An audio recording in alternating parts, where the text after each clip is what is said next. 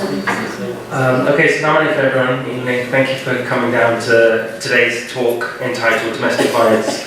Well, it's entitled A Fistful of Love Tackling Domestic Violence. It's actually a follow-up talk to one that was held, I think, around November last year. Show of hands, did anyone attend that talk last year? Okay, so we've got a few people, brilliant, fantastic. I think whereas the focus of the talk last time was obviously on some of the issues with case studies, scope for involvement and the extent of what's being perpetrated. Today we want to obviously build on that, and in particular we will have something of a focus on the legalities. We have two barristers joining us, I'll introduce them shortly, and in terms of actually convictions and where that fits in, as well as within the community as well, speaking out against it and often some of the challenges, both I think internally as well as externally as well, that exist to some of the victims. We're delighted to be joined by four speakers today. The first will be Shabana Salim, who has spoken here a few times before. She's a barrister who's specialising in family law, and she's got particular expertise, obviously working in quite specific areas such as within domestic violence, within honour violence, forced marriages and child abuse. Amongst other things as well, she has been working with the House of Lords on on a forced marriage bill as well, which I think was one of the topics she talked about last time she was here.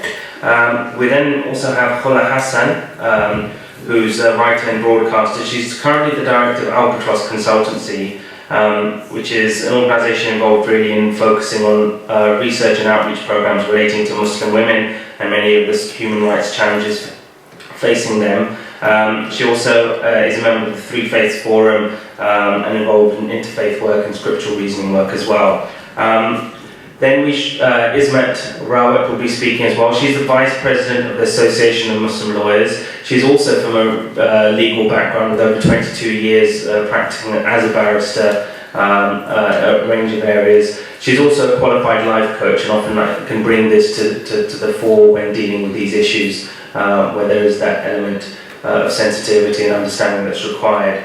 And then our final speaker, who's also spoken at City Circle before, is Julie Locke. Unfortunately, has first-hand experience of some of the matters that we're discussing today. She's now a facilitator for Women's Aid, running support groups for women who are suffering domestic violence as well.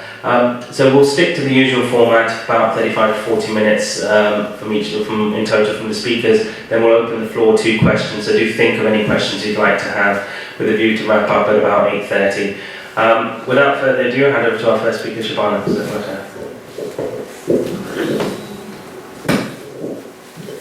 Hi, so before I get started, I just want to know a bit more about the audience in front of me. So can I have a show of hands of anyone who thinks that they may have seen or heard of or maybe participated in domestic violence? So just for the recording, there's an audience of probably about 30, 40, we've got a show of hands of about 10. Disappointingly low, actually, because the reality is there are probably much more of you than you realise that have either observed domestic violence or know of somebody who has been a victim to or perpetrated it.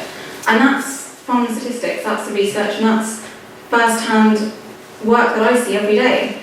So I'm just going to sort of introduce the matters a little bit more, and I might take more of a simplistic view of things to try and explain to you what domestic violence actually consists of, because I think many more of you probably would have raised your hands if you understood legally what the standpoint is. So, start off with actually a typical case I had, and this was a case I had on Tuesday, and it was such a run-of-the-mill case that actually when I was thinking about what to speak of tonight, I thought that's something you should know. That a typical case for a barrister working in family law is going to be a mother who is in a certain situation where she has, for one reason or another, been able to separate herself from the husband, but is refusing to give him any contact to the children because she fears him, or she fears the impact on children that domestic violence may have. So I don't think this is too unusual, even in criminal proceedings, that you would have a girl, let's call her Abby, who is quite young and vulnerable. She started her relationship when she was 14 years old. She probably had some instability in her family background, and so she sought and depended on an older man who was probably around 20. Started off as quite a run-of-the-mill relationship. You become dependent on somebody, you need them for emotional support, you need them for financial support, you need them for physical support. But slowly, he began to exploit that dependency that she had on him.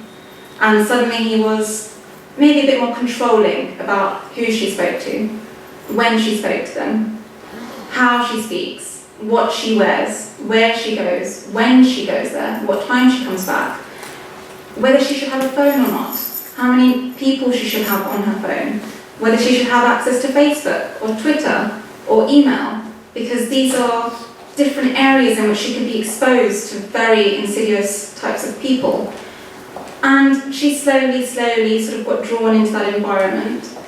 And you can see gradually how that might seem normal if it was introduced to you slowly over a long period of time. Until one day they had an argument, and she said something that infuriated him, so he slapped her. And that's how she explained it to me. She said something that made him angry, so that's why he slapped her. But it was just one time, so she allowed it to go unpunished, thought he's going to be apologetic, I'll forgive him, and so they continued their relationship. But as she permitted him to commit more and more violence, he grew greater confidence in doing it, and he became more indifferent to the repercussions of doing it. And eventually came along children, and that trapped her even more in this situation, because how do you leave when you have children dependent on you and now you are financially dependent on your abuser? That's just a very typical case for family. And very often, these women are only bringing this abuse to the court because they're trying to protect their children. And prior to that point, they've never really reported the incident to any police, school, or local authority. So there's not much evidence.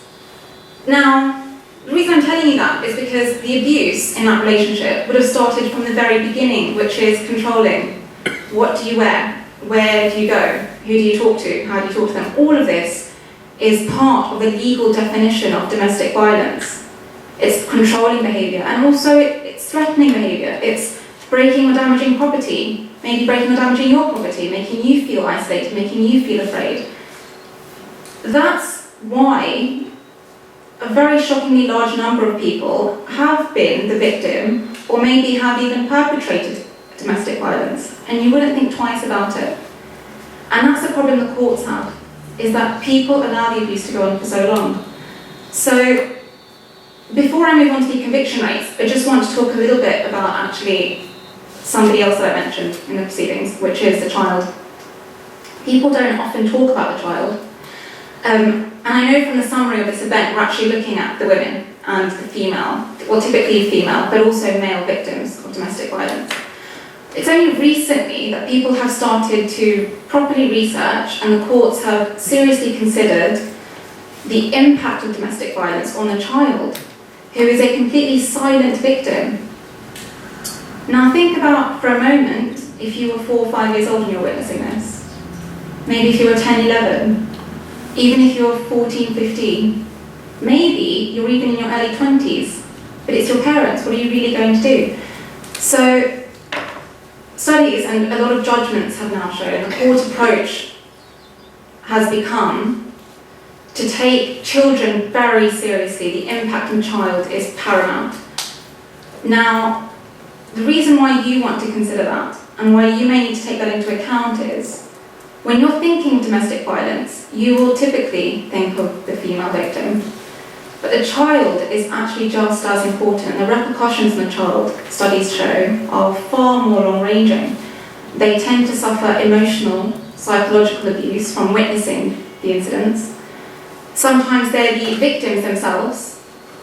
They might go through the court system because they have to give evidence and they have to speak to social workers, which can be incredibly traumatising, particularly for younger children. And long after, perhaps, the victim and the perpetrator have moved on and proceedings have maybe settled, the child will suffer post-traumatic stress, emotional disorders, psychological impact that goes unchecked and untreated. And the lack of emotional or psychological support for that child is not too dissimilar to that of the victim, which I'm sure you'll hear more about later.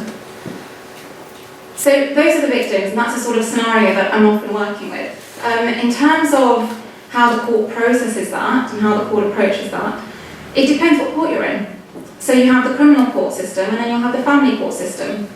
Now, I mentioned that cases that I typically work on will be family cases because that's what I specialise in. Criminal cases, just so a little bit of legal jargon, just so you know, they tend to have a higher threshold. So you have to prove with a lot more evidence, and the test is beyond reasonable doubt, that the abuse has happened. And that's a very hard test to meet when you're a victim who's been isolated from your family, you've been taken away from any type of support that you might rely on, and any time it really comes to the fore is when it's your word against his, and that's really it. Her word against his.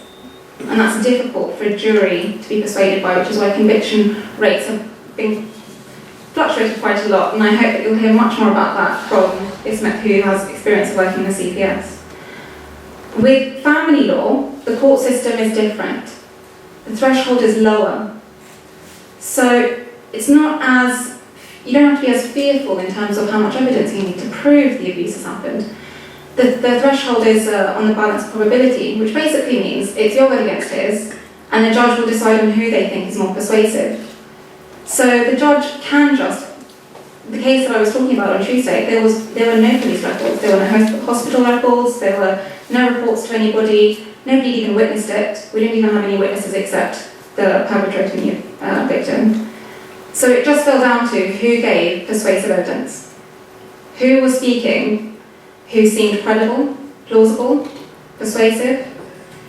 That's why findings in family law are also particularly low, because it's difficult for a victim to be persuasive, to be consistent, not be caught out in the details that perhaps the other side's trying to catch them out on, to stay focused, to be logical, to go through their evidence without getting distracted by the emotions that they're probably overcome by. But the court does take a serious view on it, and that's why, because the change in the sort of focus towards trying to protect children, there are more and more findings against perpetrators. Now, in terms of, I've got a minute to go, so I'll wrap up.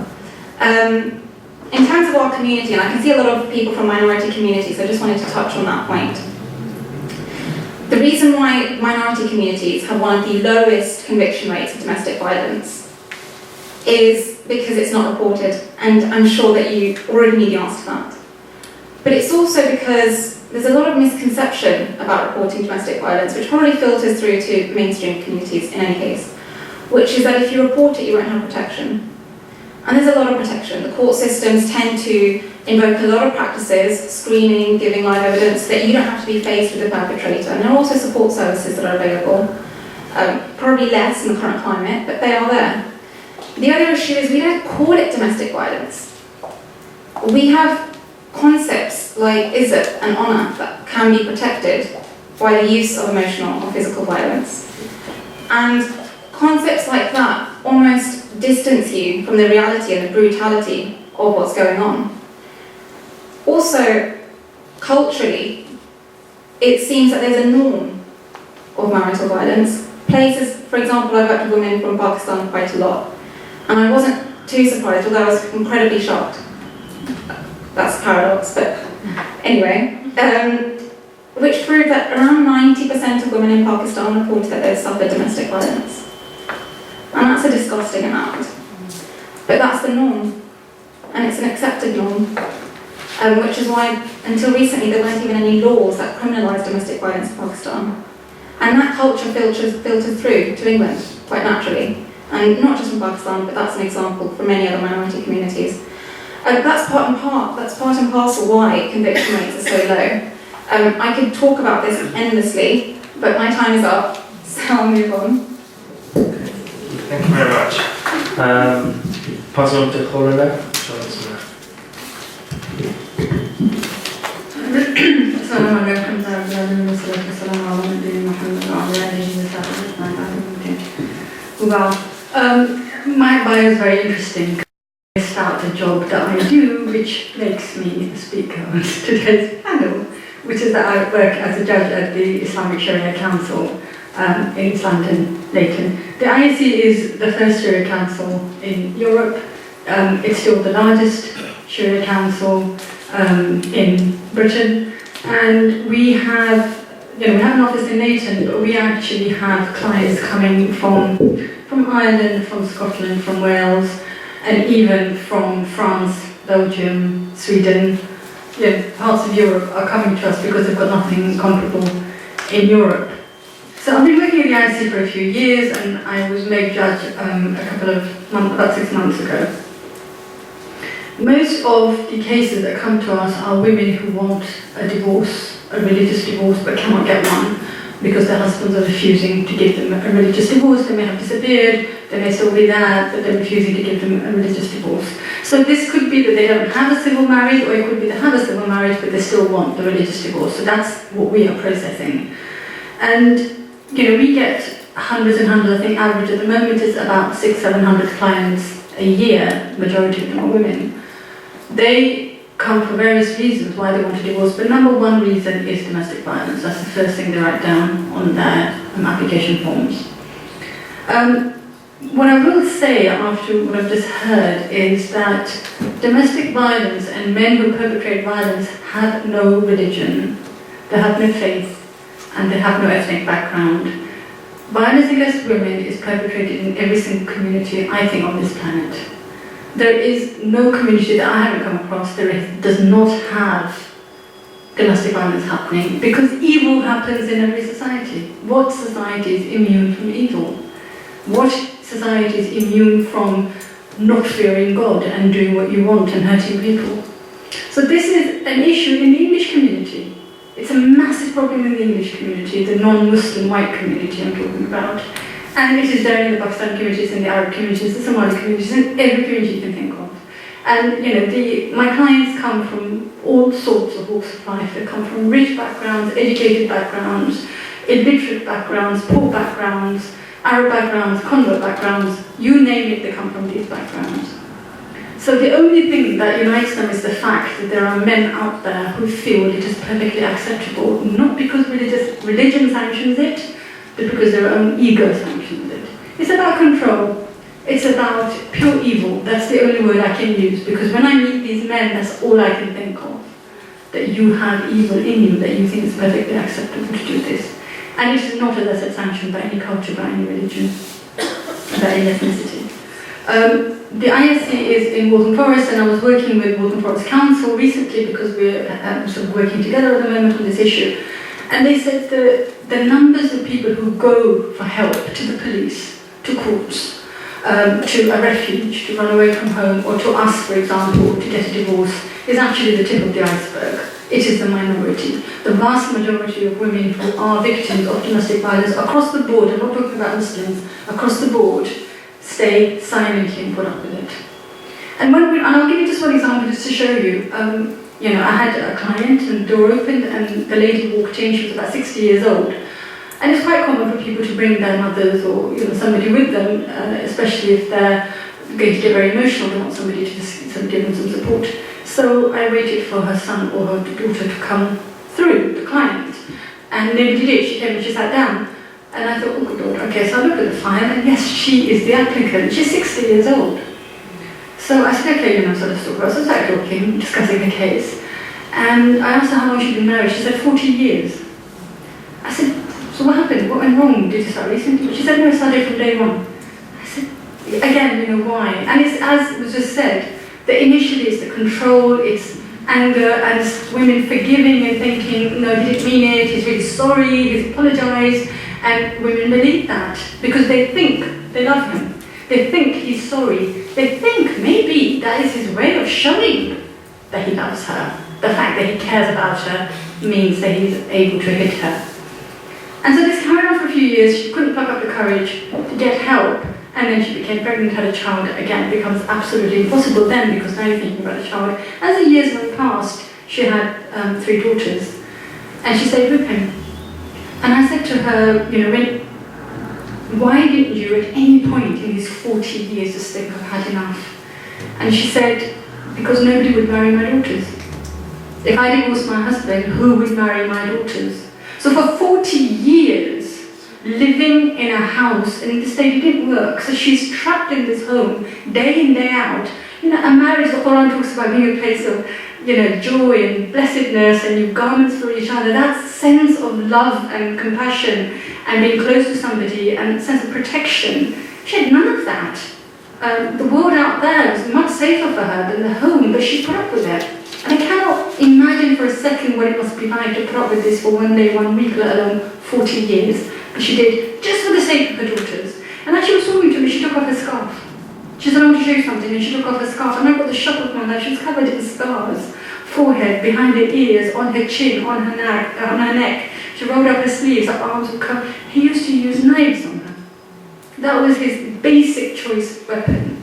That forget punching and slapping, it was knives. And she was covered in scars. And my question today is, and has been for a long time, her doctor knew what was going on. Because she said to me that my GP wanted me to have plastic surgery to remove these scars, especially from the face, because her chin especially was very covered. And she said, no, I want you to keep the scars as a reminder of what he did to me. And I thought, the GP knew what was going on and still allowed her, being a very culturally sensitive, modern GP, we have to go with the cultural sensitivities of the people, and it's perfectly okay for the person to be murdered in their own home because their culture allows it. The GP did nothing, and that's what I find shocking. And she carried on. So I don't have much time, but just very quickly, there are various responses to domestic violence. Very few women will get up, and when I meet them, I'm so impressed. They will, after the first or second incident, just walk away. But what is terrible is when they go to their families and they say, my husband's beating me up, he's punching me, he's broken my nose, I've got scars, I've got cuts, I've got a broken leg, I've got broken arms, and the parents say, but he's your husband, and if you come and live with us, you'll bring shame on the family, we won't be able to cope, you've got younger sisters, nobody's going to marry them, it's going to carry on and on, the neighbours are going to talk, go back. And parents, families, forcing these girls, these women to go back. I'm lost for words. And the other thing about, from the Sharia Council perspective, we don't have, much of a reputation, sadly. If anybody wants to knock Muslims, that's one place that you can certainly find lots of evidence to absolutely say how awful Muslims are. But, the Sharia Councils are constantly in the news. And speaking from experience of working in one and seeing the amount of pain that we see, and knowing that the one thing that we can do is help them get their freedom. We give them the religious divorce so that at least they have that certificate that they can go back and say, I am divorced, I can live separately. But there are many Sharia councils that are run by imams who really don't have procedures, who don't understand what is going on, and are forcing women, and this is a problem. And dear Theresa May, before the election, in order to win votes for various people, who promised that there would be some sort of investigation into Sharia councils in Britain. It hasn't materialised. I wish there would be something, because I believe there are imams out there. There's a lot of evidence that I'm getting first-hand from women, where the imam says, your husband has the right to chastise you. It is an Islamic right to chastise you. You have to go back. And they're imams, people in authority. And for me, that is so heartbreaking, because imams have so much power in their hands. Some of the most evil men I have come across will tell me very politely and very proudly that they never miss their Friday prayers. Good on them. What they're learning from, I have no idea. The imams have this opportunity every Friday, where they could bring down hell and brimstone on these people. They could really use the opportunity. They're not doing it. And instead they're actually forcing these women to get back to them. So in-house, we need to sort ourselves out. And our religious leaders need to be much more vocal in saying, no, we are zero tolerance on domestic violence as far as the Muslim community is concerned. Thank you very much.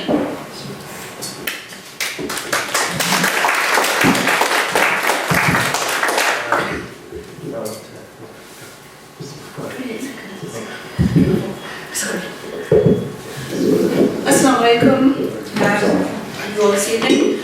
I'm going to take a bit more of a broad-based approach, because I'd probably bore you to death if I went into any detail of the last 23, 25 years. My background is as a prosecutor for over 16 years, senior policy advisor, working in the field of domestic violence and also frontline prosecuting. For the past 8 years, I'm kind of giving my age away, but for the past 8 years, I've also set up my own practice that extended into family law, immigration, as well as commercial work. So I see, Siobhan and I were discussing earlier that very often these things often converge. So in a family law case, you might have issues of immigration. A family law case, a criminal case may lead to proceedings involving the children. So I find in a lot of cases that I do that very often one or two or all three of these practice areas do converge. I've also, the brief kind of indicated statistics would be helpful, so I have a lot of those, but I don't have any PowerPoint slides, so you won't be bored to death by slides and statistics. It's believed, as recently as 2014, that as many as 1.2 million women experience some kind of domestic abuse in Britain each year. That's just women. There is a hidden face of domestic violence, and that's male victims. And I don't have enough time here to go into that, but I think it's important because the socio-cultural barriers for men reporting domestic violence is very, very sensitive. And that's not to detract from the barriers that women face, but there are male victims of domestic violence as well who face their own issues. And for a long time, the long-held statistic has been that at least 2 murders a week are women facing domestic violence, where the physical side has gone that step further. However, as Siobhan indicated, it's a very, very broad spectrum of domestic violence. And I'm sure if many of us look back, we may think, well, look back at how our parents were. My parents were very, very old school. Domestic violence covers behaviour such as any controlling, emotional, psychological, financial, many, many areas of controlling behaviour and abusive behaviour. It's not just about physically hitting someone. And I know people have been in a position where they say, you know what, sometimes I wish, as shocking as it might sound, that he would actually just hit me and get it over with, then I'd have a physical scar instead of this constant psychological abuse and controlling behaviour such as not allowing the woman access even to money that she's earned herself. I'm going a little bit out of turn, but there has been a recent change in the law. Very often, only the criminal side of the offending would be reported and prosecuted, but a new law was announced by the Home Secretary last year, and it's come into force in the Serious Crime Act 2015.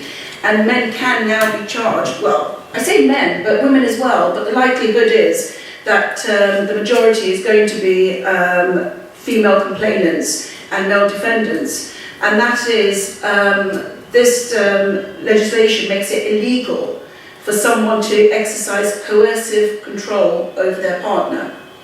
So coercive control, it might sound, where do you start and where does it end? But it's something that if you put before a court, it's going to turn on its own facts. But it's about the control that I've just mentioned, the financial control, the psychological control, cutting their partner off from mixing with their family, from mixing with other people. So those would be examples of coercive control. Unfortunately, unlike other pieces of legislation, there's no time limit on it. So if you look at violence, if I say on the lower end of the scale, what I mean is resulting in minor injuries, that would result in a charge of, say, common assault. There's a 6 months bar on that. So if it's reported 6 months after it's happened, the police and the Crown Prosecution Service can't do anything about it. It's time barred. However, coercive control does not have any statutory limitation on it. And these are sort of like a slow sort of time bomb, which is going to be very long term, so that's helpful. And in other jurisdictions where they've brought in similar legislation, the reporting of domestic violence has gone up by 50%, for example, in the United States. There's also a significant maximum sentence for that, and that's up to 14 years. And of course, that would be very extreme cases. Now, the Crown Prosecution Service does release data every year for the preceding year, and November 2014, the statistics showed that domestic violence cases now make up 10.7% of the Crown Prosecution Service's caseload. When you think of the whole range of criminal offences that the Crown Prosecution Service now prosecutes, and it does now incorporate a number of other prosecuting agencies, 10.7% is a significant chunk. The frustration for prosecutors and police officers often used to be that complainants would not follow through for many, many reasons. And as a society, we have a tendency to look at things in black and white. It's like a shortcut. Well, if a man raises his hand once or a woman raises their hand once, why wouldn't you just walk out? And it's very easy to look at things like this. And I've never been of that school of thought. But I was challenged recently when a very close family member, age 23, became involved in a very codependent situation, which led to encounters with the police and frustration with what was going on, because the law has changed in many ways. A lot of women will not go for many reasons, not just cultural, psychological, codependency, financial, economic reasons, as well as love.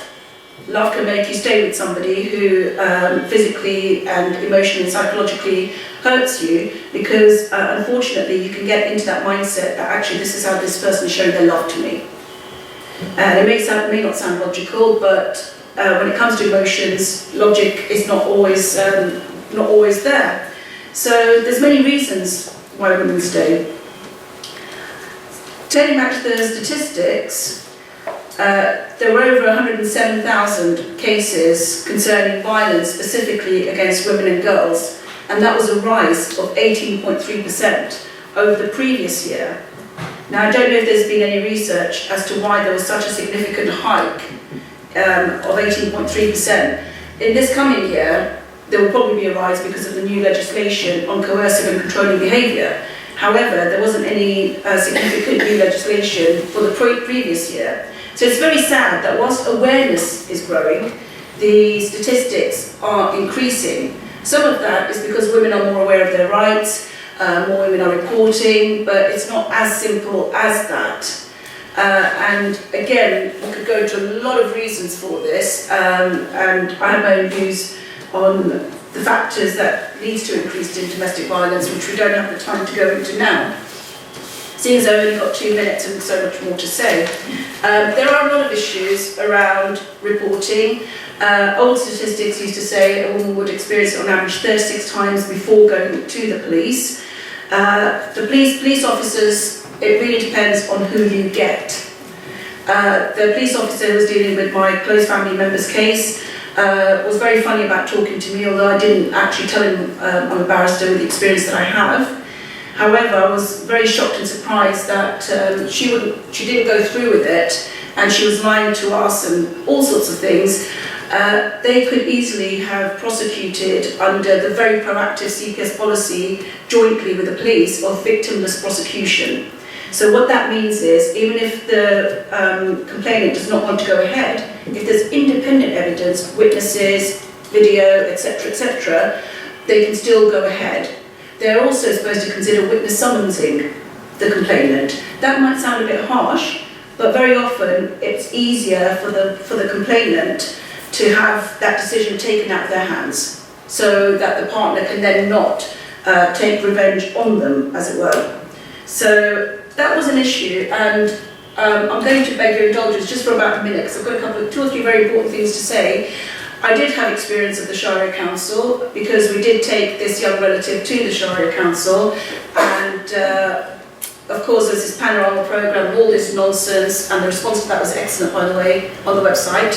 And we found the Sharia Council's counselling extremely helpful, and this young person is still going to them. So he is doing a lot of very good work. I've got a lot more statistics. I'm not going to go into them because you can get bored with statistics. There are a lot of new laws around harassment, which provide a lot more a great deal more safety for women. In terms of wrapping up, there were, as I said, I'm not going to go into all of my statistics. There were a couple of things that I wanted to highlight. I agree with Kola when you say that DV is sadly endemic across all cultures and societies. I don't know whether I would agree that every single perpetrator is evil, though. I think it's a little bit more nuanced than that, and I think we need to be very careful about the messages that are being sent out to young people. Behaviour is learnt, and a lot of children from abused backgrounds will perpetrate the behaviour that they have seen unless they get psychological help, counselling and so on, because your first role models are your parents. So if you see, and I've come across so many cases where the children treat the mother abominably because that's what they've seen the father do. So, and I've also been in situations where I've seen something happen and it's a tough decision to call, and very briefly, I've been in a supermarket where I've seen a woman strike her son, her 8-year-old son, in the face. And I couldn't be a silent witness to that. My niece was like, oh my God, you're going to create a scene, etc., etc. I spoke to the woman respectfully to one side, etc. She took it really well. She apologised to her son in front of me and kissed him and so on. But I think as individuals, often when we do these talks, we're all converting to we're preaching to the converted. What I'd like to say is that we all need to be change agents. We need to look around us and to see how we can make a change. So the men who, mashallah, go to Jummah prayers, speak to your imams, tell them you want this brought out in the community. If you go to schools, if you're a school governor, I think we need to challenge and address these things a lot more. I was also going to speak about, and I can speak about this separately, defending people who have been accused, and also false allegations, because there are false allegations also which can destroy people's lives. And I've been involved in such cases where people have had their children taken from them. So I think in summation, my point would be that it is a very complex area, and it is something that we shouldn't just think happens to somebody else, and we should all be looking to see what we can do to make a change in this area. Thank you. Thank you very much. I'm going to speak to Julie.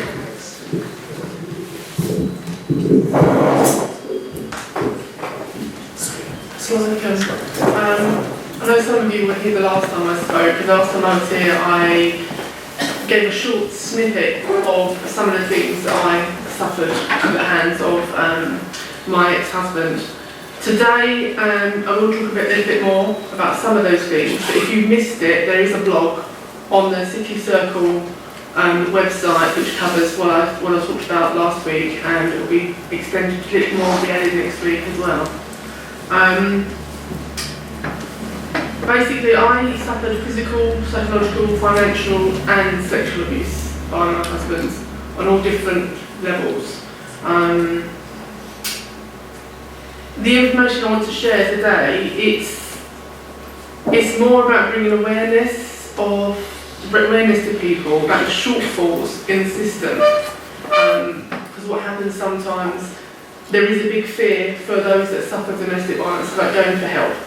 And the problem with that is that we don't always get the help that we need. So I want to talk about some of the unfortunate negative experiences that I've had in the hope that it will start bringing change and nobody else will have to experience the same things. Many of the first response police officers that came to my house after many of the attacks from my husband were actually quite supportive, kind and considerate. But unfortunately there were some that were very condescending. They often refused to take statements. They suggested that it was a waste of time because you're only going to take him back tomorrow. There was no empathy or understanding of how vulnerable you are in that situation and how difficult it is when your husband puts pressure on you to take you back. Sometimes it's out of fear, sometimes it's out of love, sometimes it's out of hope that they're going to change. Thankfully, as you mentioned, sometimes it can be taken out of your hands now, but if you do get to press charges, it doesn't make you take it back now, because they can, if there's enough evidence, to go ahead with it themselves. Unfortunately, there were quite a number of occasions the police actually let me down, I suppose.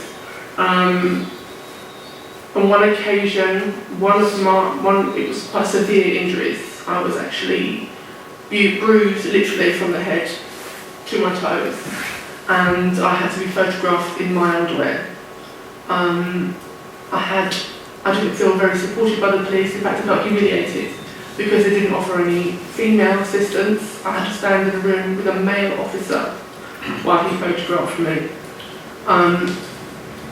And that actually, for me, it almost felt like I was being abused again, because that's the time, you don't want to be standing naked, semi-naked, in front of another man.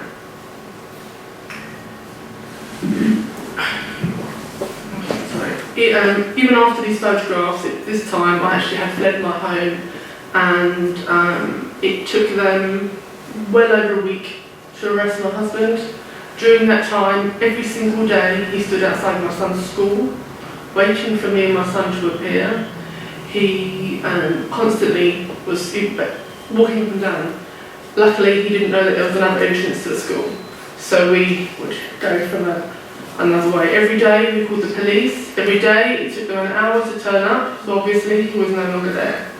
We had confirmation that he was still in my family home. We had confirmation of the times that he'd be there. Again, they didn't use the information. I know resources are tight, but I was living in fear of him turning up at any moment. We even went to my house with the police in the daytime, changed the locks, got my staff left, and he broke back into my house, and it took them another 4 days before they actually finally arrested him, even though they knew he was there. And that's some of the hardest things for women, is the fear and not feeling that you're believed or supported or anything. They could have arrested him the same day, because he was quite an arrogant man, as far as he was concerned. He stayed in the home when I left, and he hadn't done anything wrong. So it was quite a difficult time. On another occasion, again arrested, this time bailed, and part of his bail conditions was to stay out of the area I lived in, to stay away from me, and if he didn't do as these conditions said, he would be arrested. That is what I was told, that's what happened when we were caught. It didn't happen that way. Every day he was outside my workplace. Every day I called the police. Again, took them an hour or more if they showed up at all. But when they did, he had left. During this same time, he broke into my property quite a few times. But he was left before I got there. And when I got home, I had to call the police when they came out. Sometimes they would take statements, and it got to the point where they treated me as if they disbelieved me because there was no signs of false entry. So then I was accused of giving him another key, or letting him in and changing my mind. Instead, what I was in fear of my life, because if they couldn't see how he got in, he could get in at any time when I was asleep or anything. So it's a situation that what makes it hard for women to report crimes out of these fears, and I think that's something that really needs to be addressed. Yes, there are some women that make false allegations, but most of them don't. And you want to be believed, and you want to be helped. And it's very, very difficult. It's actually, when you first report it, one of the most dangerous times of your life. And that's often when some women are actually killed during the first time that they report it.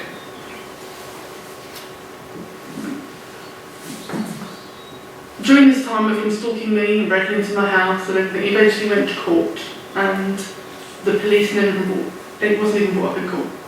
It wasn't mentioned because they never caught him in the act, because they never came when it was reported. So because of that, he only actually got 6 months. In fact, done 3 months, and was out in time to stop harassing me again.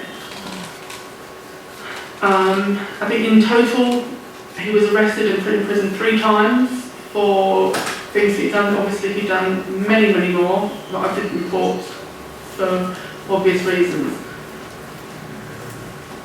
2 of these occasions I was actually humiliated by the press because they were allowed to be in the room. It was done in open court.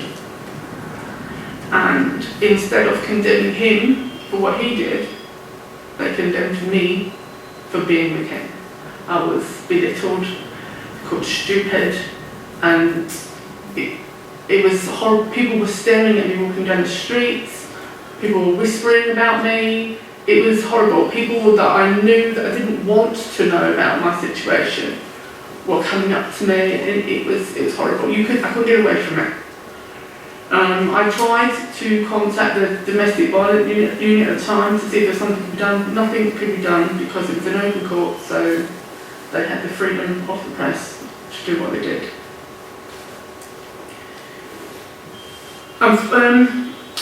I work with women for Women's Aid, and unfortunately there is a lot of women that are scared when social services become involved, because again, it's another part of the system that often blames the victim rather than help the victim. I've had a number of cases where I'll put 2 minutes, I'll be quick. My daughter wasn't even a day old. I was in hospital after having a C-section, and I was taken into a side room and forced to sign a statement by social services to say that I wouldn't allow him in my home. They then told him that I did, that they got me to sign it. What he then used, he used that against me. He used it as a way to abuse me by forcing his way into my house, into my life, and saying that he would report me to social services, that he would say I pursued him and allowed him back in, and he scared me to the point I thought that they would give him my children. So there's lots of different ways the system, unfortunately, let me down. Actually through organisations and support groups that gave me the strength to actually deal with things on my own, which is why I now work in these support groups. My reason for bringing these things up basically is because more needs to be done to support not just the women but the men that are abused as well. I mean, the system is failing people. There is a majority of people that are being failed more than being helped in this situation.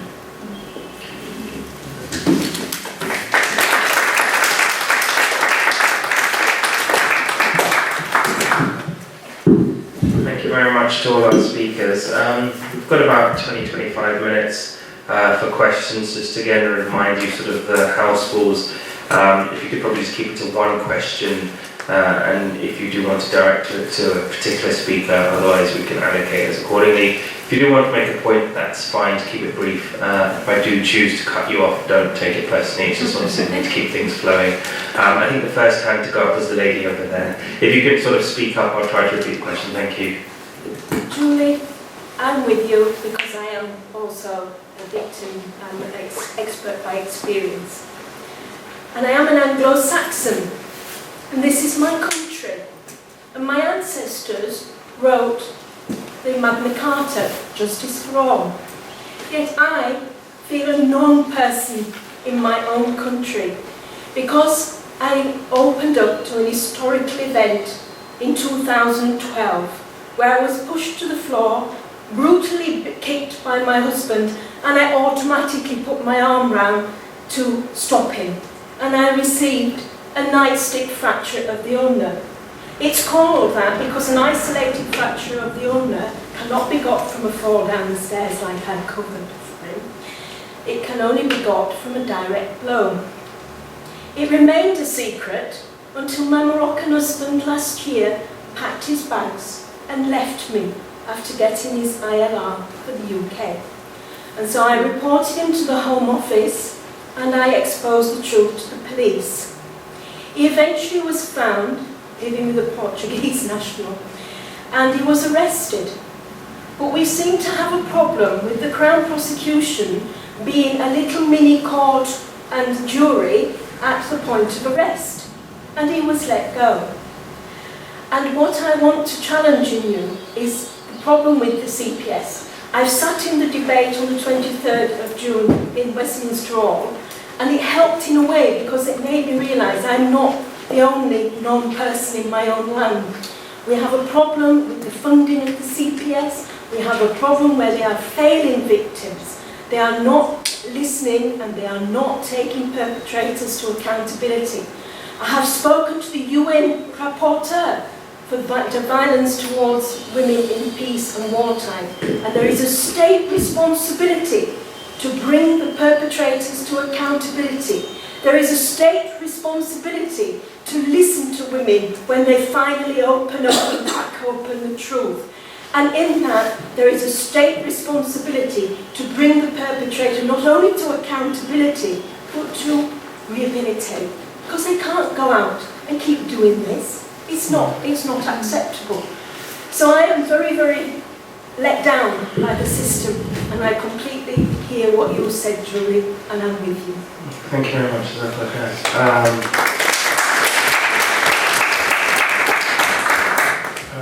Any other questions? Yeah, gentleman with that Kofi.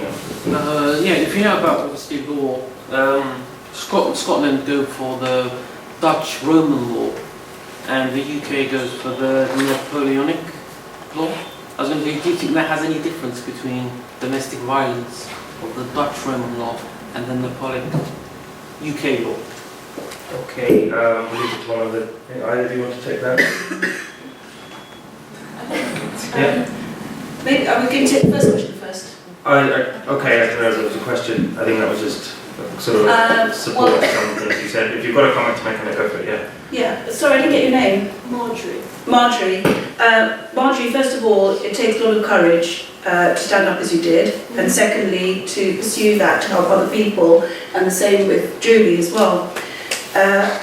Everything you said is true, but you'd be shocked at how different the system was 25 odd years ago. I've been doing things in the system for over 30 years now, and we've come a long way. However, what I would say, and this is about being a change agent, and none of us, whether we're with partners, not with partners, whatever, I think we need to call this out whenever we see it, however we see it. This is about society as a whole, and it's about how we bring up our children from the outset, and how we challenge the system as well. You said about the Crown Prosecution Service being like a judge and jury. Basically, they control the charging decision. However, if you don't agree with the decision, for the last 8 or 10 years there's been a victims' charter, and that's something that people aren't aware of necessarily because people don't tell them. There is a victims' charter, there are ways, there's ombudsmen for everything. There is a way to challenge these things, and as I say, there's the wider challenge as well. I've got something to say about what you raised, but I'll let Shavana do that. There are reports that the Scottish way on preventative action taken for domestic violence is more effective than in England. That may be due to the inheritance of the legal traditions that we have, or it may be nothing to do with it at all. It may just be the cultural developments within the country. It's difficult to know. But what is cross-cultural, and it's across all European states and across the world, and as pointed out by Carla, which is that this is a major problem for all countries, and it's why violence against women and children was one of the Millennium Targets for the UN. It was one of the major 5 goals to prevent it, to try and draw attention to it, to give funding to it. And most countries failed to meet their targets because it is so difficult. And it's made worse by the current economic climate, and then exacerbated by a Conservative government that wants to cut support to such services.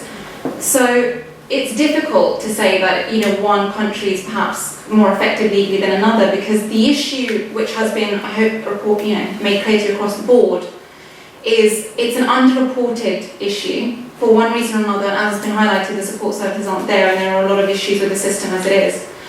And then it's particularly underreported within minority communities. So the reason why I gave a fictitious English name to my very first example is because most of the victims I deal with and perpetrators I deal with in court tend to be of the non-Muslim background. And then most of the victims and perpetrators that I'm dealing with outside of court and legal advice clinics tend to be the minority communities.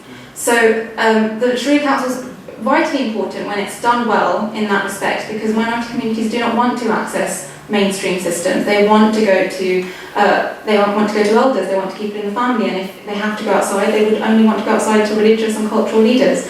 So that's a good answer to your question. Yeah, also, Iran has influences of the Napoleonic law, so that could also have filtration in parts of Europe and the UK in terms of Scotland. That's probably, in my view, a perfect example of why it's not.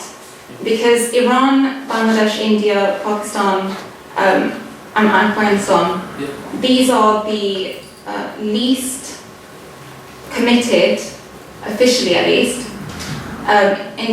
countries in terms of tackling domestic violence. These are countries in which we have some of the highest reported rates of the percentage of women that suffer domestic violence. Now that's a statistic, and we know statistics can cut either way, but Iran being one of those countries, and then putting it alongside perhaps somewhere like England or another European country, shows you that it's not really an inherited problem from a legal perspective. Yeah. It's a cultural problem that's from really root ground up. Next question. Okay, yeah. Sorry, just very briefly, and I won't go into it in detail. The Scottish system is an inquisitorial system, and the English system is adversarial. And I don't think an adversarial system helps in these sort of scenarios, because it's very much antagonistic, whereas an inquisitorial system is more investigative. But that's, again, another discussion. Question? Yeah, the gentleman. We had this complaint about men, but I would just want to know, have you ever tried to find out the solution with these issues, work out, apart from the law, we're trying to find some sort of organization, set up something to educate both sides, not just one side, for example. Have you ever tried any of those issues, in your view? Yeah, and I think just to follow up actually a thought as well, because you touched upon the opportunity that religious leaders have to educate, and I think something you touched upon is the psychological aspect that often gives rise, so that it comes back to the concept that the oppressor sometimes needs help. It's this like kind of very in our tradition that you pray for the oppressed and the oppressor, and part of that is the rehabilitation. Are there kind of, I think the question is, are there also channels to sort of then people who genuinely say, well look, I've got this problem, and they're kind of areas they can actually, who people want to solve this sort of psychological issue that you're aware of. Maybe Julie, and then you can say something, yeah. There are actual programs for both men and women that are run throughout the country. For the men, it's mainly the ones that are the perpetrators. Myself and another sister have just written a program for Muslim sisters, which we're hoping to start in September, because we are mixing the Western and the Islamic ideals, because a lot of the other programs that we run are just on Western ideals, so we decided it's time to have both mixed together. And eventually we would like to have one for brothers as well, and for the children. But at the moment, the main ones for the men are because they were perpetrators, so they are often sent by probation or those sort of things to help them to understand what it is that they've done, and try and help them to change the way that they look at things and deal with things. There is, I work with some friends who call themselves imams against domestic violence, so that's their little logo. And these are imams who are generally quite young and who are very, very aware that it's a massive problem and that they have a responsibility, as well as other organizations, obviously. So yes, I mean, from a scholarly point of view, from a religious point of view, from a religious teacher's point of view, there is a huge emphasis at the moment, because we need to get rid of this concept that Islam allows a husband to chastise his wife. But at the same time, most of the men who beat up their wives are not doing it because they think religion allows them to. They're doing it because they want to, because they can. And often, in my personal work, a lot of the issues come up with are alcohol related, often, but not always. But yeah, I mean, it's something across the board. We need everybody looking at this issue, not just looking at In the criminal sphere, Julie mentioned probation. There are, people can be ordered to undergo anger management courses. Very often there's an issue with anger management and controlling impulsive behaviour. In family law, as Julie's referred to, there are programmes that perpetrators have to go on, and also victims of domestic violence. Very often people will not do these things until and unless the court orders it, because it's on pain of having their child or children removed from them. And I think what we need to look at is a more comprehensive societal approach about how we interact with each other, supporting each other, because there are a lot of stresses in modern life in bringing up children. To just touch on that, it's exactly the same point really, but just to add on it, there are programmes for men and women, for perpetrators and victims, that often become a tick box, almost checklist exercise, because they have to do it to stop themselves losing their children. But actually there are many programmes which are available for victims and perpetrators that don't have to undergo it, but then they might volunteer to do it because it looks better in proceedings. Both of those vary widely in the quality actually of the service.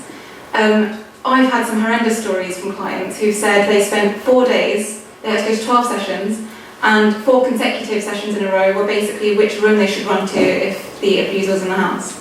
And there was a lot of drinking tea and having biscuits. And it was absurd. It was just absolutely absurd. And it's one of the biggest flaws I feel in the system, is the rehabilitative aspect, not only of the perpetrator, but also the victim. But I do a lot of research and prevention of domestic violence. And that's how I honestly get so angry about how underreported, under-researched and misunderstood an area the prevention of domestic violence is. And the focus so far actually, even among our panel, has been how it's processed and how it's dealt with afterwards. But there's a lot that we can do to prevent domestic violence becoming an issue, which I can't get into now because we're limited in time, but that's just a whole other lecture, I think. Okay, we've got time for 2 more questions. Also at this point I'll just mention that I think the speakers have kindly agreed to stay behind maybe for about 15 minutes, so if anyone doesn't get a chance to have their question answered, they can come speak to you. I think lady in the pink hijab at the floor. It's basically just follow on from Paula's comments about the GP who didn't do anything. I work as a GP and we have no right to breach patients' confidentiality, whatever the reason, unless we think that they're at an imminent danger of death. So that woman who was struck repeatedly by knives was probably advised by the GP several times to go to the police, these are numbers, these are things, but it's difficult to break that vicious cycle for her, so we have a duty of confidentiality which we can't break unless we are worried about the children being at risk. My husband's a GP, so I asked him, what would he have done? Forget about statutory obligation, just as a human being, with a woman in front of her in an absolute state, and he said he would have reported it. We can't breach confidentiality at all. Because That's illegal actually. She has a knife in her neck. There's an artery there. Can I just bring on that? You said unless it was life-threatening. For me personally, if a woman has knife on her neck and things like that for me would pass as Yeah, but it's not a life-threatening. blanket judgment for everyone, so it's a case-by-case thing, so it depends on the particular case. So it's not that any woman with domestic violence, we could just, call the police and say, there's this and that other. It doesn't work like that. Okay, and I think yeah. Thank you. I just can't help notice the fact that they're absolutely amazing, but just for women sitting there on the stage, and I'm just sort of thinking, is there lacking in engagement by males? I mean, I can understand why there's that sort of greater sense of empathy because it's happened to kind of other women and can empathise and sort of you're in that sort of situation. But is there enough being done by men? What needs to be done by men? Because, like you said, you're probably preaching to a choir in this room. We're all probably discussed it, and we probably will kind of talk about what more needs to be done in terms of getting men to engage. Because at the end of the day, they're the one who's most of the time doing the issue. Anyone particularly want to? Where was it? Okay. Yeah. I'm all for being a change agent, and it doesn't matter what I'm talking about, law, life coaching, whatever. I'm all for being a change agent. Every single male here can go to their local mosque and say, let's, the mosque is the hub of the community. They can say, let's have some seminars on this. Let's talk about parenting generally, and then, you get into relationships and so on. You can take an interest in your own sphere, in your own family. Colla's mentioned Imams Against Domestic Violence. You can contact them. Julie's talked about setting up a programme for male perpetrators. So I think there's lots of opportunities out there for each and every one of us to help people on a one-to-one basis, for example, a family member, a close friend, etc., but on a wider scale, going via the local mosque and looking at your local authorities, see what they're doing. We can all do something. Yeah. For me, because I've been fortunate or unfortunate enough to represent somebody who's a victim of domestic violence that's been a male, and it's led to other cases where there's male victims and we don't talk about them enough, and I wish that I had some time, because I think they would have also been quite interested in coming and speaking out about it. So really 4 points that I think everyone here can take on board, but particularly the men. First is to recognise domestic violence. Because there's a real issue here, across the board, across cultures, that we don't understand the coercive and controlling nature of domestic violence, and that's what really precipitates the physical violence that it leads to. And you need to recognise it, not just so that you could stop yourself letting it develop in your, if you're a potential perpetrator, but also so you can help other people, for example, your partner. I can imagine a nagging wife, potentially a jealous wife, then developing controlling and coercive behaviours herself. But men don't recognise that as domestic violence, so men don't address it, and that's a real issue. That's really the first issue, so recognise it. And the second thing would really to discuss it. Talk to your wife, or talk to your partner, or talk to your mother or sister about the domestic violence.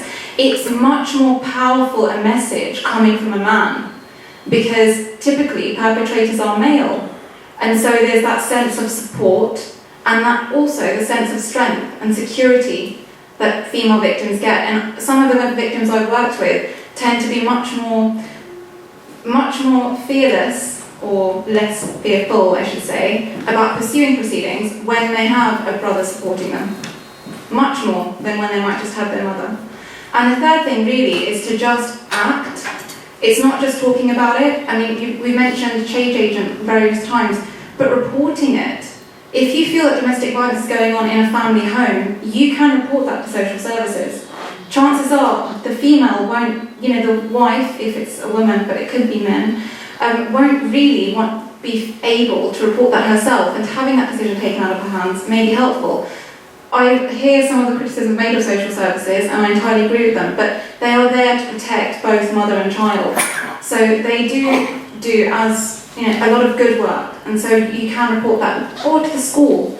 And when I say act, I'm obviously meaning in the sense of if it's a female victim, but also act on reporting it yourself. And that's the major issue that I have, is that men don't report domestic violence, which is why you don't see any men on the panel here. Because if there aren't victims coming forward, then who are going to be researching them, assessing them, providing them support services, speaking out on panels like this? There won't be that support for them. So it's mainly those three things, but I'm sure many others could add to it. Just one thing quickly I wanted to add. One of the common scenarios that I see is where a woman comes and says, yes, I am being beaten up by my husband, but also by my mother-in-law. Okay, so here we have perpetrators who are women, on women, violence against women, by women, and that is actually a very common issue, especially when there is an extended family and people living together, or they are somehow dependent on in-laws. So the woman has gone there for help and is instead being beaten up, or she's living in that house. I've heard horrible stories where a young woman came where her mother-in-law would sit on top of her and beat her. So it made sure she couldn't run away, because she knew that the daughter-in-law was faster than her. She would knock her to the ground, sit on her, and then beat her, punch her on the head, hit her head to the ground, etc. She miscarried during one of these beatings from her mother-in-law. So, it's not just a men issue. What I'm trying to say is that, yes, we are sort of talking about women being victims generally, which is true. Perpetrators are often not just the men, it's the extended family. You've got a mother-in-law who's beating up the daughter-in-law. Where's that father-in-law? Hasn't he noticed anything? Hasn't he seen the blood, the scream, whatever? Where are the sisters and all the brothers? Why is there a silence within the family? And that is another issue that, time's obviously limited. But there is a culture of silence within our communities for the sake of izzat, for the sake of honour, for the sake of family respectability. Men are often, as I mentioned alcohol earlier, because often parents know, brothers and sisters know that somebody in the family drinks. And when they drink, they're out of control, they don't know how to behave. But they still go and ask for somebody's hand in marriage and don't tell them. And then she has to pay the price for that lie, because it is a lie. The fact that you kept quiet about something is still a lie. So there are many, many issues that we need to be thinking about as communities. And you were saying, and I thought it was a good point, that we need to go before the violence starts. Before the violence starts is upbringing in the home and the family. And that is where the imams and the educators and the parents and the madrasa teachers, the kids are going to madrasa in their thousands in our community in Britain, but they've been taught how to read the Quran, but nothing about the concepts of the Quran. So if we start at the beginning, this is the beginning, the upbringing of these children. But we seem to have lost the plot along every single stage, sadly. Any closing comments? Okay. Thank you very much. Just, yeah, we probably have to wrap up though because of Maghrib and stuff, but you can come to the front, inshallah. Just from a CC perspective, I guess, obviously this is the second talk we've had, and inshallah, I think we're probably somewhat on the same page, so we would, inshallah, think about ways we can perhaps build on this and maybe some kind of coordinated campaign going forward to use perhaps some of the resources we have. And also I think, just from maybe a personal perspective, I think listening to the accounts that we have, I think it's also, there is an opportunity for us to just to be grateful about our own positions for those who haven't experienced this. And be grateful perhaps if we haven't experienced it firsthand, that in itself is a great mercy. Not to obviously necessarily use it to, I suppose, close ourselves down, but to use that to then inspire us to actually go to action. That while we are fortunate, as we have heard firsthand from several people, lady in the audience as well, that there are others who aren't as fortunate, and really it's an obligation on us to use this opportunity to give gratitude to God, but also then to use that, the greatest way you can give that gratitude is to actually act on it and actually try to change the world around us. Thank you so much for your time, inshallah. Thank you so much for all the speakers. And I think Julie wants to talk about sort of ways to get involved. We will try to coordinate, I think, certainly at the very least, opportunities for getting involved. We'll probably potentially put it to the website. We've got Julie's blog on the website as well. This is one particular program she just wants to mention. Thank you. Earlier on I mentioned a program that myself and Sister Khalida have just written. At this moment, this one is just for domestic violence victims, and we are hoping to start it in September. What we have is that unfortunately these things have running costs, and what we really need are sponsors, people that can help us, enable us to be able to do this program for women, so that there's somewhere for them to come for help, and eventually so that we have the resources to eventually spread it out for the men and for children. If anybody is interested in maybe coming to one of the programs as a participant, or know somebody that may need the support, or if you're interested in possibly looking into sponsorship, you can come to me in a moment and give me your email address, and I can send you any information that you need. Thank you. There's facilities for Maghrib downstairs. Otherwise, thank you very much to the Hogar Assembly.